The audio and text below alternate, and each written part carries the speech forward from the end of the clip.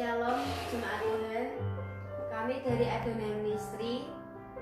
Kami akan mengajak dan menyembah Tuhan. Mari sama-sama kita sembah Tuhan bersama-sama. Kita nyanyikan lagu pujian kita. Yang pertama adalah Bukti Kebesaranmu.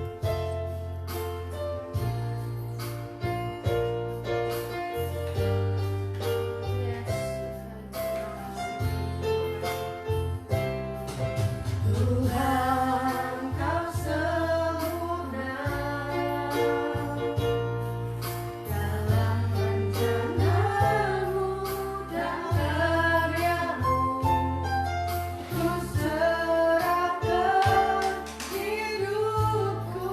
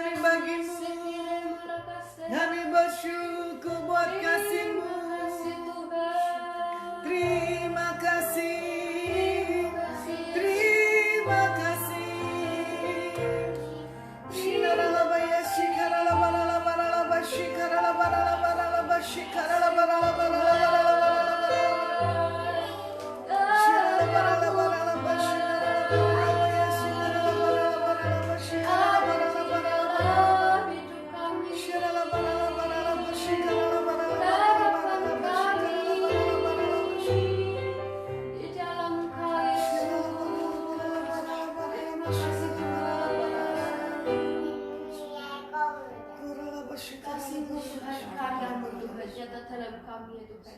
Kami percaya Tuhan harapanmu ada di dalam kami Tuhan. Kami percaya Tuhan harapanmu ada di dalam kami.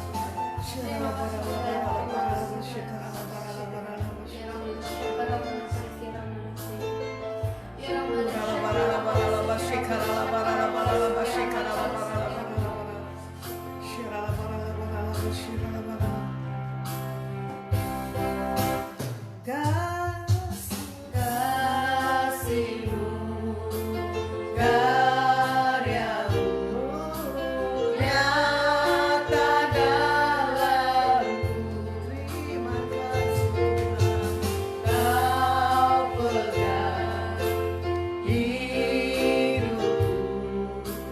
Dalam tanganmu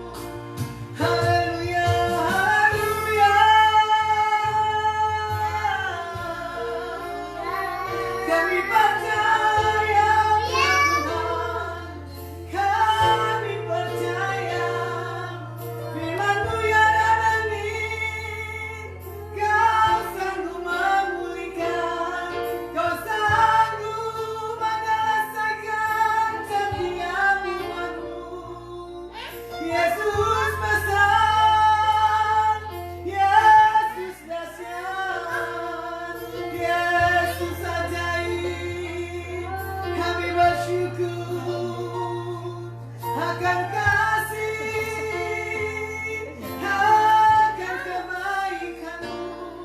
Terima kasih. Kita angkat pujian, haleluya, haleluya. Haleluya, haleluya, bagi anak domba. Haleluya, haleluya, darahnya meneguhkan setiap lidah, suku bangsa, semua makhluk dan pulau.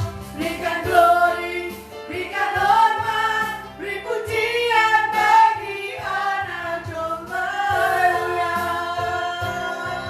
Haleluya, haleluya, bagi anak domba. Haleluya, haleluya, darahnya meneguhkan setiap lidah, suku bangsa, semua makhluk dan pulau. Berikan glory, berikan hormat, beri pujian bagi anak domba.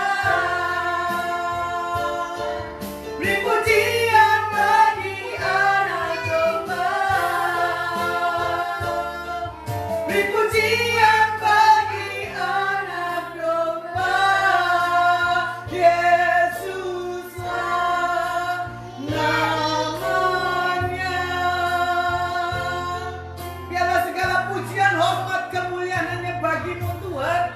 Engkau yang layak kami tinggikan, Engkau yang layak kami agungkan. Tiada nama selain Engkau, Yeshua Masiah. Engkau dahsyat, Engkau hebat, Engkau luar biasa. Kami bangga memiliki Engkau Tuhan dalam setiap kehidupan kami. Urapi kami, apa yang ingin Engkau Tuhan sampaikan bagi setiap kami yang mendengar di tempat ini maupun dimanapun pemirsa berada. Pengurapan hikmatnya daripada Tuhan yang akan menuntun dan mengajar bagi setiap kami. Di dalam nama Tuhan Yesus, hamba-Mu berdoa dan mengucap syukur Tuhan. Haleluya. Amin. Shalom para pemirsa. Shalom. Kita baru ketemu lagi. Jadi saya rencana sampai situasi membaik ya. Setiap Sabtu saya adakan ibadah persekutuan doa-doanya jam 5 sore. Nanti kalau keadaan situasi sudah membaik, saya ada sebulan sekali di Sabtu ketiga di Semarang, yaitu di Rumah Makan Indasari di lantai 4. Sabtu ketiga di Indasari lantai 4. Nanti ada pemberitahuan lanjutnya, saya ada sharing di Facebook ya. Nah, di sini saya akan bagikan firman Tuhan di sore hari ini tentang bagaimana melihat masalah dengan mata iman. Ini yang diperhadapkan bagi setiap anak-anak Tuhan. Ya. Mata iman ini berbicara dari batin roh yang paling dalam. Apa yang tidak pernah dilihat, tidak pernah didengar, dan tidak pernah timbul dalam hati, itu Tuhan sediakan. Tapi bagi siapa? Bagi orang yang berkenan di hadapan Tuhan. Bagi orang yang kesukaannya merenungkan firman pagi, siang, dan malam. Kalau mau dilihat, ya, kedalaman setiap pribadi manusia akan Tuhannya seperti gimana. Makanya di sini saya bicarakan tentang Ayub. Firman Tuhan katakan 3 hal yang menguatkan kita dalam keterpurukan. Yang pertama adalah tentang Tuhan. Yang kedua, komunitas. Sahabat di sekeliling kita, itulah yang menentukan. Mata iman kita melihat janji Tuhan digenapi dalam kehidupan kita. Yang ketiga, bagaimana di sini manusia rohani diri kita sendiri. Manusia rohani kita tertidur atau roh kita menyala-menyala. Itu keputusan. Seperti lagunya katakan, biarlah rohmu menyala-nyala dan layanilah Tuhan. Dalam posisi yang seperti begini, biar roh kita tetap menyala dan melayani Tuhan. Puji nama Tuhan. Sedikit kesaksian. Orang dalam keadaan situasi gini kan pada ketakutan. Ya toh? Mau pelayanan serba salah, mau keluar serba salah. Betul enggak? Berpamili aja kita saling mencurigakan. Contoh pribadi. Ini kesaksian tentang keluarga saya sendiri. Karena mama saya usianya kan 69 tahun. Ya, famili datang. Itu mama saya tidak berani buka pintu karena tidak tahu mana yang berpenyakitan maupun tidak. Tapi mama saya punya keberanian yang dari Tuhan. Dia buka pintu, dia urus saudaranya. Contoh tadi pagi, adik saya sendiri WA ke saya, "Kak, tolong doain. Tadi ada pegawai saya, anak buah saya, dia kena COVID. Harusnya baik taufan, tapi dia datang ke kantor." Ini adik saya bekerja di Bali, laki-laki satu-satunya dari keluarga Sianturi. Cuman saya bilang, sepakat dengan surga, sepakat dengan iman bahwa engkau tidak akan tertular apapun penyakit COVID, entah apapun. Karena Markus 16 ya, engkau menginjak ular, kau melangkahi, kau tidak akan bisa terkena apapun juga. Karena ada tudung perlindungan Tuhan, tiang awan dan tiang api. Ini saya percaya. Kalau adik saya yang di Bali, dia punya iman, gitu. Kalau dia memiliki Yesus dalam pribadinya, minta proteksi penjagaan Tuhan sempurna. Walaupun saya sebagai kakak, ya, dengar berita seperti ini, ya sudah, kalau udah waktunya Tuhan mau dibilang apa, kita tidak bisa paksakan. Karena kita tidak tahu hitungan jam, hitungan waktu, seperti Khotbah katakan, segala sesuatu ada waktunya. Kalau hari ini kita dikasih bisa hidup, itu karena kemurahan dan kebaikan Tuhan bagi setiap kita. Tapi seberapa kalian menghargai hidup karena Tuhan kasih perpanjang, itu keputusan para pemirsa dan saudara-saudara yang ada di tempat ini. Ya, karena banyak yang orang lepas dari masalah COVID, dia punya kesaksian yang ajaib. Tadi saya nonton televisi, ada bapak marah, anaknya meninggal. Tadi juga ada bayi, saya dengar ya, dia mengalami hal kesembuhan dari Tuhan selama berapa hari. Bayi itu keluar dari ruang ICU, ditepuk tanganin dengan para perawat. Kita tahu ini masa peperangan. Kita tahu ini masa bagaimana Tuhan akan memperlihatkan dan mempertontonkan siapa Tuhan yang besar dalam setiap kehidupan pribadi lepas pribadi. Kita bukan berbicara Ayub. Penekanannya kita bicara tentang bagaimana pribadi kita di hadapan Tuhan. Nah, di sini juga dikatakan, kalau kita lihat ya, Ayub 1:1-12. Fakta Ayub yang diberkati secara sempurna, yang pertama diberkati secara keturunannya, 7 anak laki-laki dan 3 anak perempuan. Ayub 1 di ayat yang kedua. Yang kedua adalah diberkati secara jasmani dengan 11.000 ternak dan budak yang banyak. Di Ayub 1 ayat yang ketiga. Yang ketiga, bagaimana orang yang saleh, jujur, takut akan Tuhan dan menjauhi kejahatan. Ayub 1 ayat yang ke-1. Saya suka dengan sikap bagaimana nih Ayub, orang yang saleh dan jujur. Kita tidak usah bicara jujur di hadapan Tuhan deh. Bagaimana kita punya jujur di hadapan rekan-rekan yang lainnya. Ya, kita mau berbohong aja nggak bisa. Kita mau lakukan kebodohan aja kita takut. Karena apa? Ada Tuhan. Nah, di sini Tuhan tekankan melalui firman-Nya, kita harus punya yang sikap yang jujur. Karena di sini berbicara tentang karakter.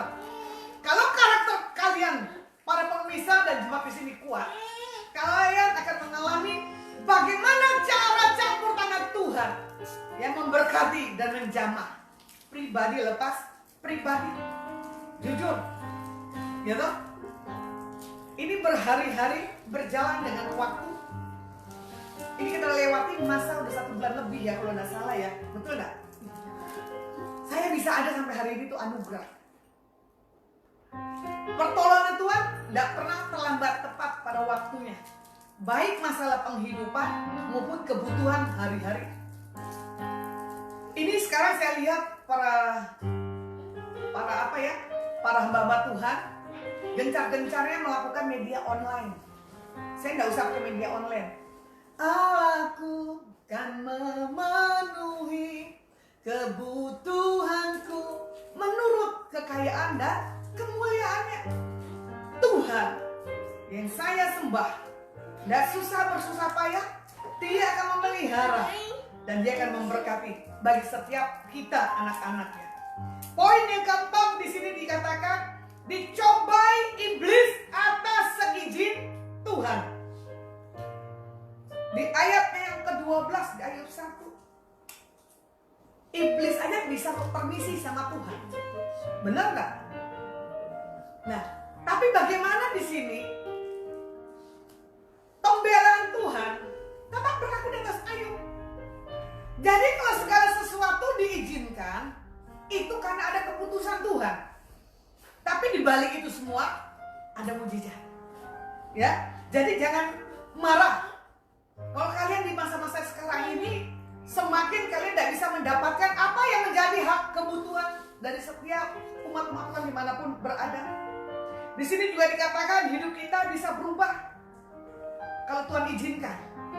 Mau diberkati, wah bisa, luar biasa. Mau enggak pun juga bisa. Karena apa? Tuhan yang bisa merubah secara drastis tentang kehidupan kita. Seperti lagunya, bersamamu Bapa, ku lewati semua. Kalau sudah bersama dengan Tuhan, kita bisa lewati permasalahan dalam setiap kehidupan setiap kita. Di sini juga dikatakan iblis mengambil apa yang menjadi bagian daripada Ayub, baik jasmaninya, tapi tidak rohaninya. Di ayat yang ke-11, Ayub masih bertahan dalam posisi mengalami satu proses permasalahan dalam kehidupannya. Di sini juga dikatakan iblis minta izin lagi mengambil kesehatan Ayub di ayat yang ke-5. Tapi Tuhan bilang, silakan, tapi jangan sentuh. Ya, di dalam harta yang berkelimpahan, bagaimana sikap kita mempercayai Tuhan? Hari-hari ini harta tidak jadi jaminan. Hari-hari ini keadaan tidak jadi hal menyenangkan. Betul tidak? Tapi bagaimana hidup kita ini melekat kepada Tuhan? Akulah pokok anggur yang benar.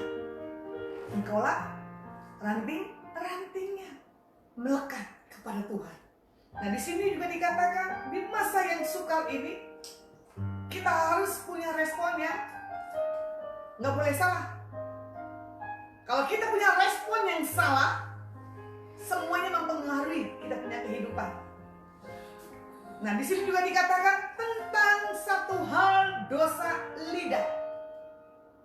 Di sini dikatakan seperti istrinya Ayub, dia suka menggerutu, dia suka mengumpat, memaki, menyalahkan keadaannya. Ayub 2 ayat ke-9. Namun respon Ayub tetap kepada Tuhan. Sini kalau lihat belajar ya, bagaimana bapak dan ibu suami istri. Ya, kemarin kesaksiannya kan, tak punya uang, bapak di PHK, betul tak? Ya. Tapi kalau istri punya respon yang tidak baik, menggerutu, benar tak? Kalian tidak alami terobosan. Berkat terjadi dalam satu keluarga adalah kesepakatan suami istri saling menopang. Dan itu pun mempengaruhi setiap berkat buat anak, cucu, dan menantu. Makanya kan seperti Mazmur katakan, hidup rukun bahagia. Mazmur 133. Ya toh? Turun dari atas sampai ke janggut, mengalir.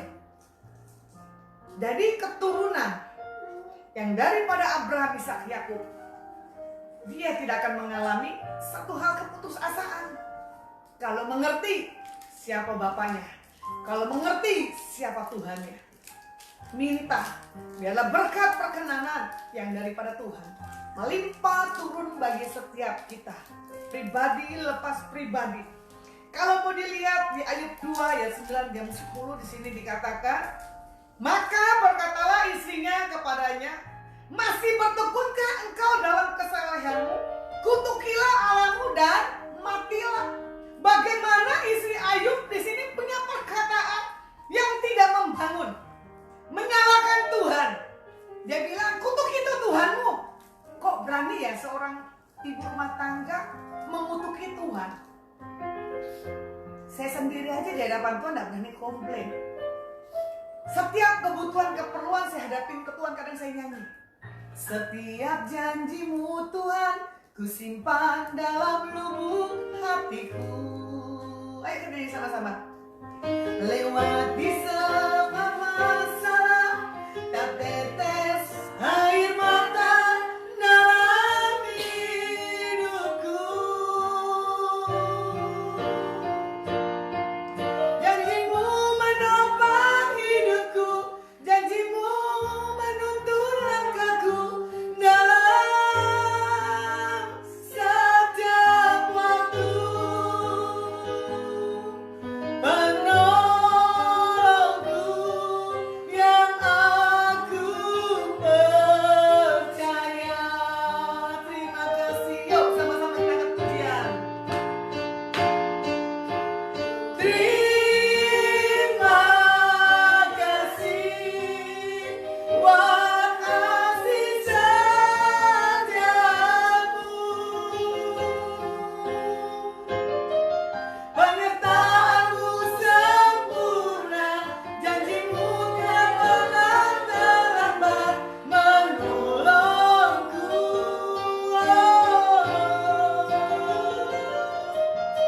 Terima kasih buat kasih setiamu.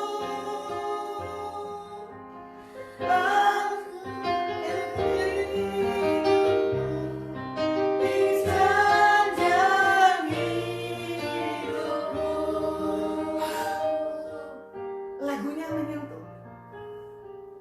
Kalau tahu siapa penyanyinya, Jacqueline Selose. Dokter mengatakan kena penyakit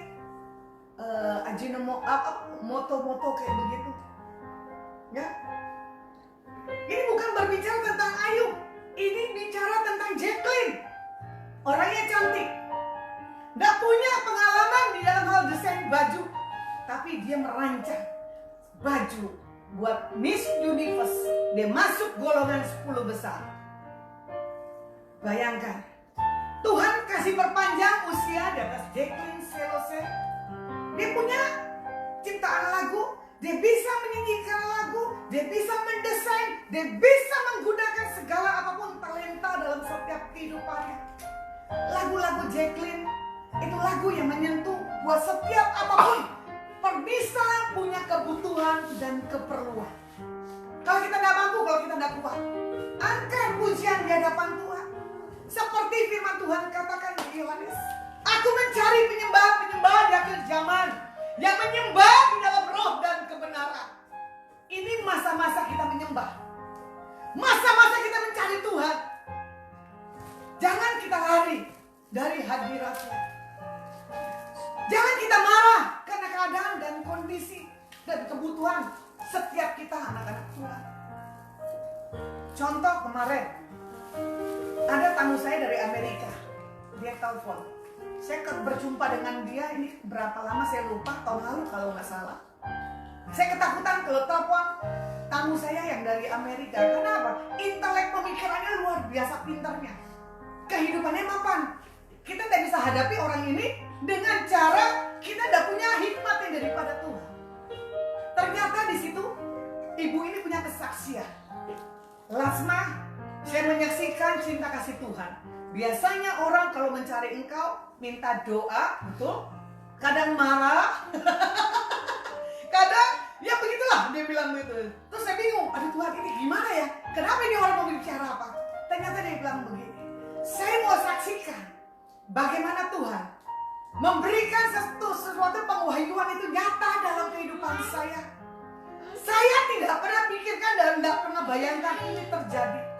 Cuma saya bilang sama ibu ini, imani, ucapkan, deklarasikan, biar keputusan di bulan 8, bulan 9 ini engkau mengalami satu hal yang menjadi hal keperluan terobosan.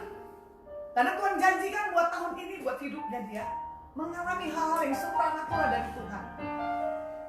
Dia sedikit berbangga.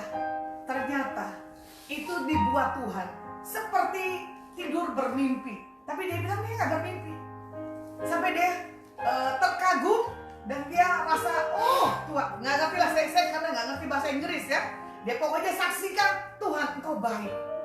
Nah di sini saya lihat bagaimana campur tangan Tuhan tentang ibu ini. Terus saya juga saksikan sama adiknya. Tuhan bela, Tuhan kasih jawaban buat kakakmu. Biar kamu lihat bagaimana sukacita buat keluarga besarmu terjadi buat tahun ini. Makanya di sini juga dikatakan, Ayub berkata kepadanya, engkau berbicara seperti perempuan gila. Apakah kita mau menerima yang baik dari Tuhan, tetapi tidak mau menerima yang buruk? Nah ini di penekanan Ayub 2 ayat yang 10. Ayub katakan, kenapa engkau minta yang baik daripada Tuhan, yang buruknya enggak? Nah ini kadang manusia lupa. Ya, kadang di posisi dia di bawah, kadang posisi dia di atas lupa. Kadang di atas dia lupa lihat ke bawah. Contoh sedikit saya punya kesaksian. Saya mendoakan satu rumah tangga, hidupnya itu minus. Hati saya tersentuh, mau menangis. Masuk gang kecil, motor tidak bisa lewat. Rumah itu tinggal ambruk karena tidak ada genteng. Kiri kanannya bangunannya bagus banget. Ubin restoran. Ininya masih berlubang-lubang. Saya coba bertanya kepada Tuhan. Tuhan, kenapa kau nggak tolong ini orang? Kasihan. Hidup nggak layak. Tapi di situ ada anak, ada mantu, ada cucu. Cuma saya bilang, siapa Tuhan yang bisa tergerak hatinya untuk membangun sekedarnya aja buat dia bisa tidur layak. Jadi kalau setiap hujan, ini sekarang Semarang dalam posisi hujan deras di luar ya. Saya pikir, berarti ibu ini tidak bisa tertidur. Hari begini kasih udah. Bahkan dibilang ada bantuan dari pemerintah tidak sampai ke tangannya. Sebesar 250.000. Itu nominal kecil. Tapi dia di situ tersentuh. Bagaimana kita menjangkau dia dengan kasih Yesus? Dia bilang, ibu, terima kasih datang ke tempat yang begini. Dalam keadaan begini, ibu nggak takut melangkah. Jadi dalam minggu yang lalu dan minggu ini, saya kunjungi orang yang di luar Yesus. Karena orang ini lihat tentang pribadi Tuhan dalam kehidupan saya, untuk saya melakukan tanpa memandang agama, tanpa memandang status sosial, tanpa memandang situasinya. Makanya kalau orang lihat saya, selalu deh cuman bisanya meneteskan air mata. Saya juga bingung, kenapa ya orang kalau ketemu saya cuman dia merasa ada sesuatu yang berbeda. Alami, kalau kau mengenal Tuhan, ada sesuatu hal kuasa yang akan masuk dalam diri kita. Orang dirasa disukakan dalam setiap kehidupan kita. Nah di sini juga dikatakan Ayub, dalam kesemuanya Ayub itu tidak berbuat dosa dengan bibirnya. Nah ini dia, bagaimana sikap para pemirsa dan jemaat Tuhan yang ada di sini.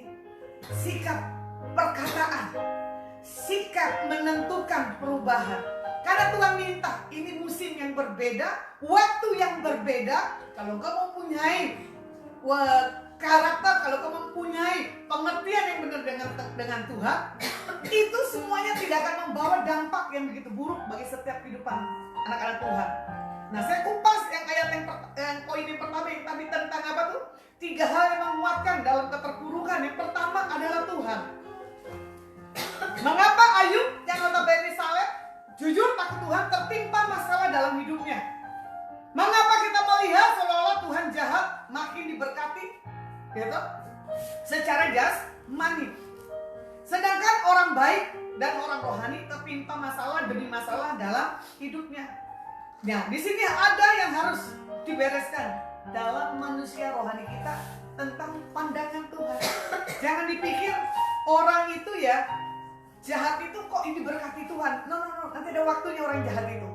Pasti ada titiknya. Sedikit saya punya kesaksian pemirsa. Ada jemaat Tuhan, supirnya melarikan angkutannya, berikut barangnya 1,2 M. Sementara di situ, ibu ini doanya kuat. Gitu. Soleh dan setia. Kok ya diproses? Bukan hanya proses di angkutan ya, tetapi diproses di dalam hal punya kehidupan yang lainnya. Tapi di satu titik, ibu ini sebelum terjadi COVID, setiap hari ke bukit doa, mencari Tuhan. Kadang mengajak, Bu Lasma mau ke bukit doa, saya bilang mau, walaupun 30 menit, saya masuk ke bukit doa. Tapi puji nama Tuhan, 3 hari yang lalu, ibu itu mendengar berita, supirnya sudah tertangkap.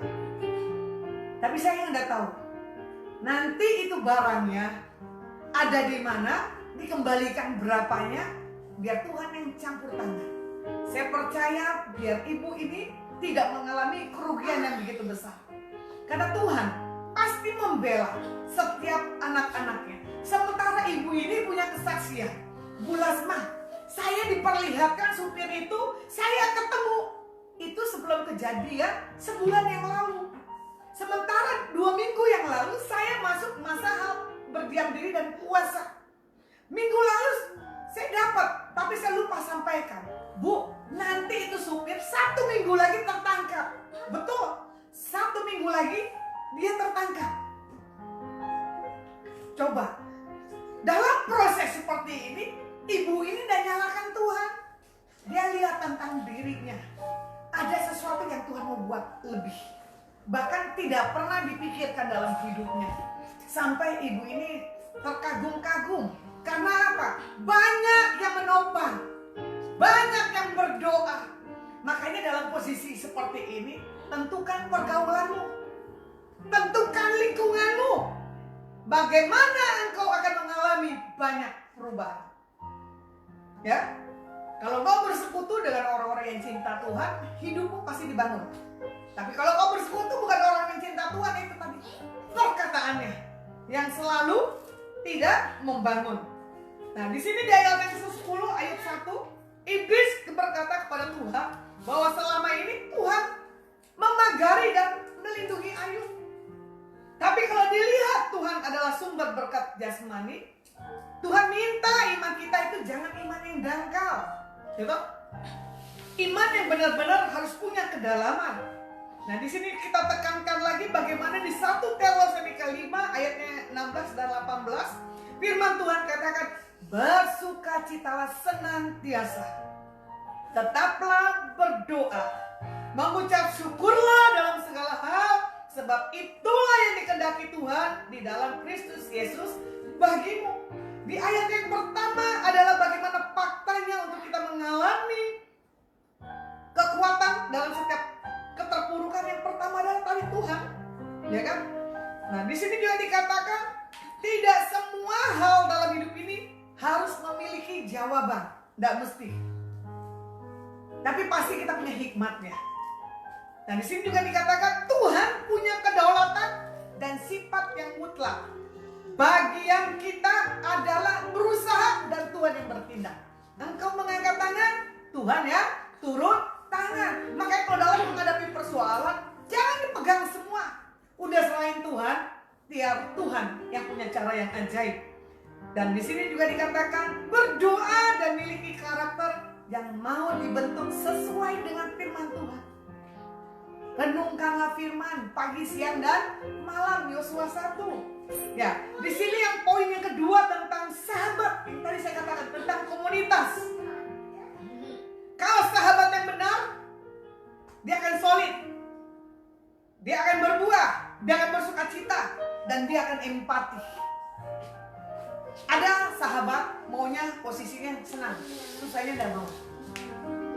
Ada jemaat maunya dilayani untuk melayani, nggak mau. Aku nggak bisa, aku nggak mampu. No, yang penting mau. Saya pun bisa begini karena saya apa? Mau. Jadi jangan dikatakan segala sesuatunya saya nggak bisa.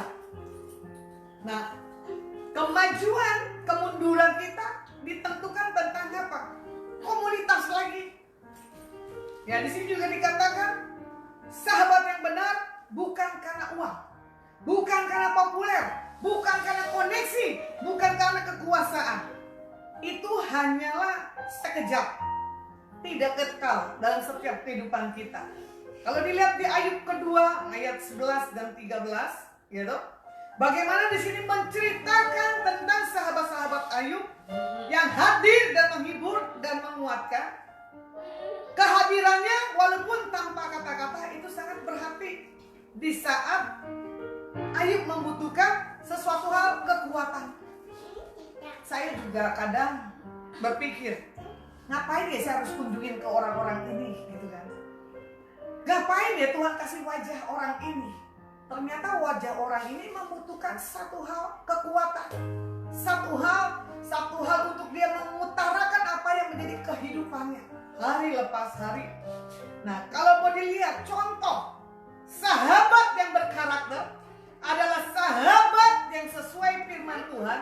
Di sini dikatakan apa? Sabar, sigap, empati, punya passion yang luar biasa. Nah, di sini juga dikatakan jangan kita menghadapi dalam keadaan yang tertimpa. Di sini kita apa tuh? Menangis. Tidak memiliki pendengaran yang baik tentang Tuhan. Jangan. Kalau kita baca ya Ayub 2 ayat yang ke-11. Ketika ketiga sahabat Ayub mendengar kabar tentang segala malapetaka yang menimpa dia, maka datanglah mereka dari tempatnya masing-masing, yakni Elifas orang Teman dan Bildad orang Suah serta Jofar orang Naamah. Mereka bersepakat untuk mengucapkan belasungkawa kepadanya dan menghibur dia. Ketika mereka memandang dari jauh, mereka tidak mengenalnya lagi, lalu menangislah mereka dengan suara nyaring. Mereka mengoyak jubahnya dan menaburkan debu di kepala terhadap langit. Lalu mereka duduk bersama-sama dia di tanah selama 7 hari 7 malam. Seorang pun tidak mengucapkan sepatah kata kepadanya, karena mereka melihat bahwa sangat berat penderitaannya.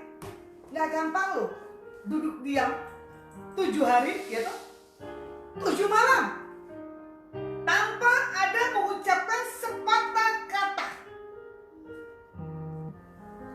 Saya pribadi kalau di posisi sebagai temannya Ayub, sudah gak kenalin rupanya Ayub, karena semua dari ujung rambut sampai ujung kaki semua bernanah, betul?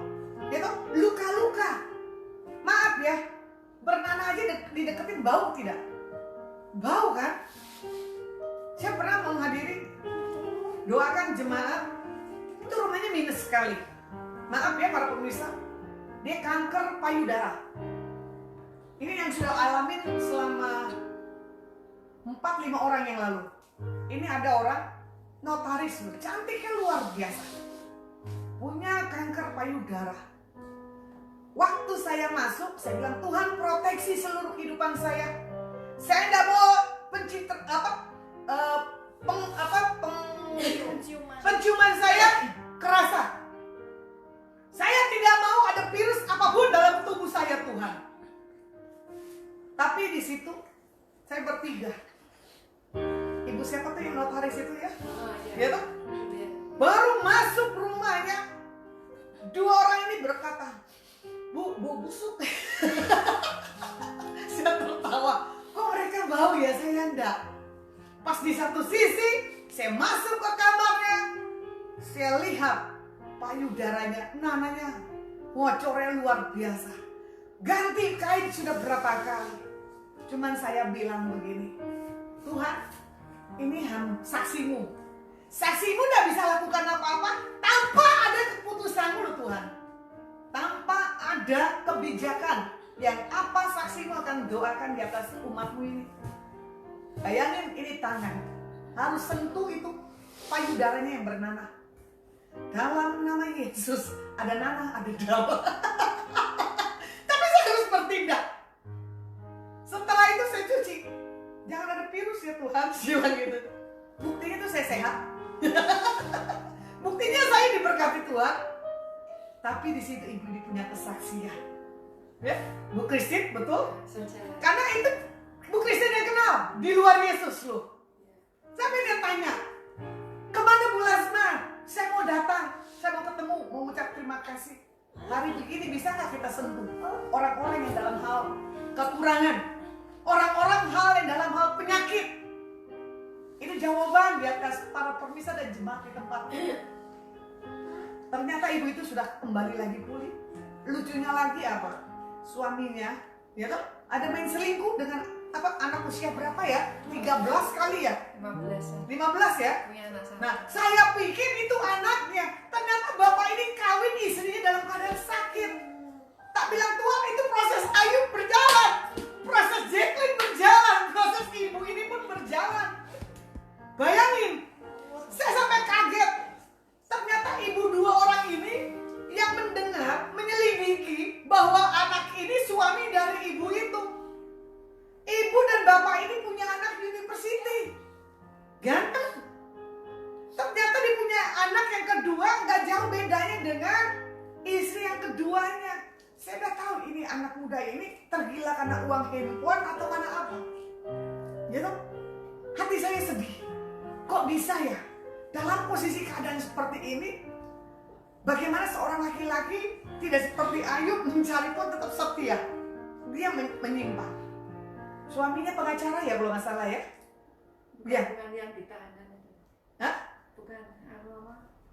Istrinya notaris, suaminya pengacara. Coba, uangnya habis-habisan. Tapi saya lihat pembelaan Tuhan, ya dan amin di atas ibu ini. Saya tidak tahu setelah ibu ini bisa berjalan, bagaimana dia respon dengan istri yang kedua. Saya nggak ngerti. Sana saya tidak mau tahu berita yang buruk. Yang saya mau tahu berita tentang kesembuhan ini. Jadi saya minta pemirsa pun dimanapun berada, yuk dengar berita yang baik. Jangan berita yang buruk, karena itu mempengaruhi adrenalin di dalam setiap organ-organ tubuh. Ya kan? Nah sini juga dikatakan dalam kehidupan kita, seperti apakah sahabat yang baik?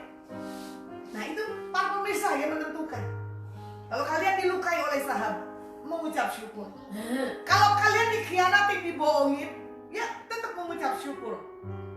Di sini dikatakan Ayub kaya raya, memiliki pengaruh yang besar, tapi di saat dalam titik nadir kehidupan, gitu, 4 sahabatnya yang hadir, yang lainnya tidak hadir. Bayangin loh. Kalau mau dibilang sedih, tapi tidak, mengucap syukur. Ada sahabat maupun tidak, yang penting kita punya Tuhan yang besar, Tuhan yang dahsyat, Tuhan yang ajaib. Ya, jadi di sini dikatakan sahabat yang baik adalah sahabat yang membuat kerohaniannya itu harus bertumbuh, bukan memanjakan, tapi ujungnya kebinasaan. Terkadang banyak persahabatan dengan kamuflase, karena ada sesuatu hal. Bukan hanya para pembisnis, anak-anak Tuhan pun begitu. Lomba-lomba untuk mencari satu hal perhatian biar orang yang pemimpinnya bisa mencintai setiap kita anak-anaknya atau setiap kita pribadi lepas pribadi. Yang di sini tentang manusia yang rohani, poin yang ketiga. Jadi bagian hidup dari 2/3 diri kita tidak terlihat, tapi yang tidak terlihat itu harus dirawat. Jadi 2/3 dari diri itu memerlukan perawatan ekstra. Bersyukur kalau Tuhan bahwa kita tuh tinggal di rumah untuk kita membangun satu hal hubungan intim dengan Tuhan. Kalau kita baca 1 Timotius 4 ayat ke-8, latihan badani terbatas gunanya, tetapi ibadah itu berguna dalam segala hal karena mengandung janji baik untuk hidup ini maupun untuk hidup yang akan datang. Seperti Amsal 6 ayat 9. Hai pemalas, berapa lama lagi engkau berbaring? Bilakah engkau bangun dari tidurmu? Jangan dibawa di masa yang COVID ini, kita tidak membuat satu kebangunan dalam kehidupan kita. Yang kita maunya apa? Tidur makan. Betul gak? Nonton TV. Tidur makan, keliling sebentar, terbalik lagi. Nah di sini kalau dilihat akhir kisah dari Ayub, notabene-nya adalah manusia rohani yang dibanggakan Tuhan. Mau gak kita dibanggakan oleh Tuhan? Mau kan? Milikilah seperti yang Ayub alami. Di sini dilihat Ayub 42 ayat yang ke-10 firman Tuhan katakan apa? Kehidupan Ayub dipulihkan. Di ayat 42 ayat ke-12, Ayub diberkati berlipat-lipat kali ganda. Ayub memiliki umur panjang dan menyaksikan keturunannya di ayatnya yang ke-16. Jadi penekanannya, kesimpulannya firman Tuhan, tidak semua hal dalam hidup ini memiliki jawaban. Tuhan punya kedaulatan dalam setiap kehidupan kita. Kita harus berusaha dan berdoa. Yang kedua, bagaimana sahabat terbaik adalah yang membuat kerohanian bertumbuh, bukan yang memanjakan tapi ujungnya kebinasaan. Yang ketiga, bangunlah manusia rohani, kuasai rasa malas. Cari Tuhan dengan membangun misbah doa atau kelompok kecil yang begini. Kan tidak boleh di tempat keramaian, ya. Kalau merasa kita hambar, yuk berkumpul, memuji dan menyembah. Tadi juga ibu bilang, iya ya, kalau kita tidak ibadah itu tidak enak. Makanya dia bilang, syukurlah ibu ada streaming seminggu sekali buat apa? Disegarkan. Nah di sini ada pesan dari gembala yang selalu saya lihat di YouTube, ya kan? Jika ada masalah, kita harusnya dapat menguatkan. Yang pertama adalah harus intim dengan Tuhan, karena dialah yang memiliki kedaulatan untuk mengubah kita dari orang yang baik atau dari yang jahat, dari yang kaya menjadi miskin. Contohnya tadi kan tentang Ayub yang sabar, tetap tenang, diam diri, tidak komplain, dan dia lulus ujian. Tuhan memberkatinya secara luar biasa. Jadi kita mengalami masalah, perhatikan bagaimana hubungan kita dengan Tuhan. Bagaimana kita minta hikmat dalam menghadapi masalah. Nah di sini juga dikatakan membutuhkan yang kedua, komunitas, teman-teman sekeliling kita. Itu adalah sangat penting. Dan di sini juga dikatakan kita membangun dan menjaga manusia rohani kita yang terdiri dari tubuh, jiwa, dan roh. Yaitu kita harus memiliki manusia rohani dan kita harus punya selalu komitmen akan hubungan pribadi dengan Tuhan. Nah, di sini penekanannya, ya kan, 1 Korintus 15 ayat 33, pergaulan yang buruk merusak kebiasaan yang baik. Biar pemirsa dimanapun kalian berada dan para jemaat yang ada di tempat ini, kita mengucap syukur untuk bagaimana kita sore hari ini memandang dengan mata iman bahwa Tuhan yang akan memulihkan, yang akan membela, yang akan memelihara hari lepas hari kehidupan kita. Ya, firman saya selesaikan, kita angkat pujian bersamamu Bapakku lewati semua. Surah masyikara barana masyikara barana barana masyikara barana masyikara. Syara barana masyikara barana barana masyikara barana barana barana masyikara. Surah barana masyikara barana masyikara barana barana barana masyikara. Terima kasih Tuhan, terima kasih.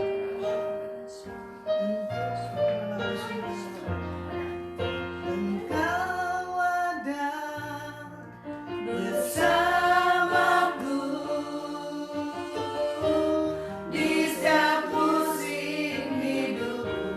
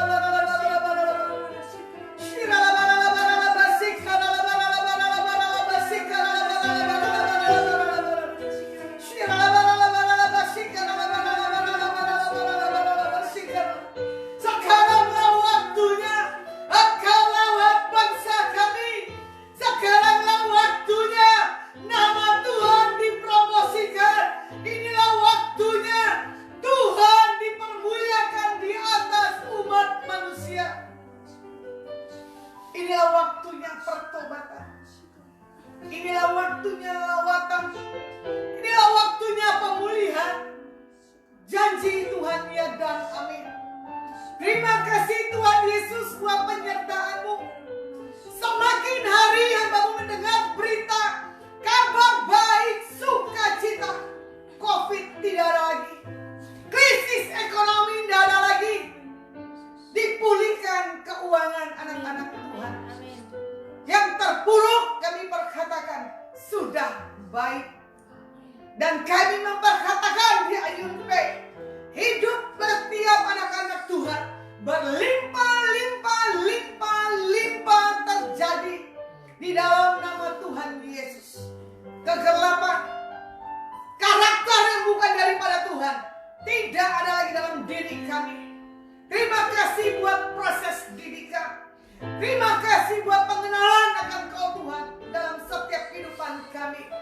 Bawa kami paksa masuk ke dalaman-Mu.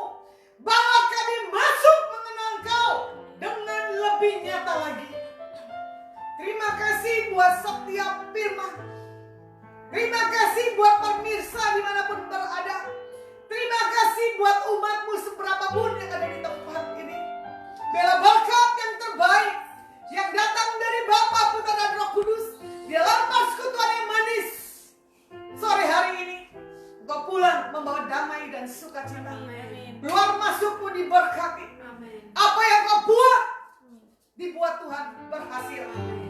Diberkati rumah tanggamu, diberkati usahamu, diberkati keluargamu, diberkati pendidikanmu, diberkati untuk hari-hari yang ke depan.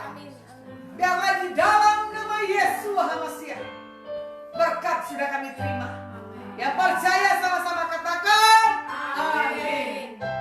Para pemirsa, selamat sore. Ibadah Adonai Ministry diselesaikan. Nanti kalau Tuhan izinkan lagi Sabtu ke depan jam 5 sore. Facebooknya Lasma Sianturi. Ya, sampai ketemu lagi. Tuhan Yesus berkati. Terima kasih Bu Deborah. Salam. Nah, ini Ibu Deborah. Terima kasih, seorang business woman meluangkan waktunya duduk di bawah kaki Tuhan. Saya tidak tahu ini durasi 1 jam atau 1 jam lebih ya. Kalau menyukakan hati Tuhan tidak terasa. Dari pagi Bu Deborah sudah kerja ya. Terus langsung melayani pekerjaan Tuhan. Oke, sampai ketemu lagi. Tuhan Yesus berkati dengan cara yang ajaib. Shalom, haleluya, amin.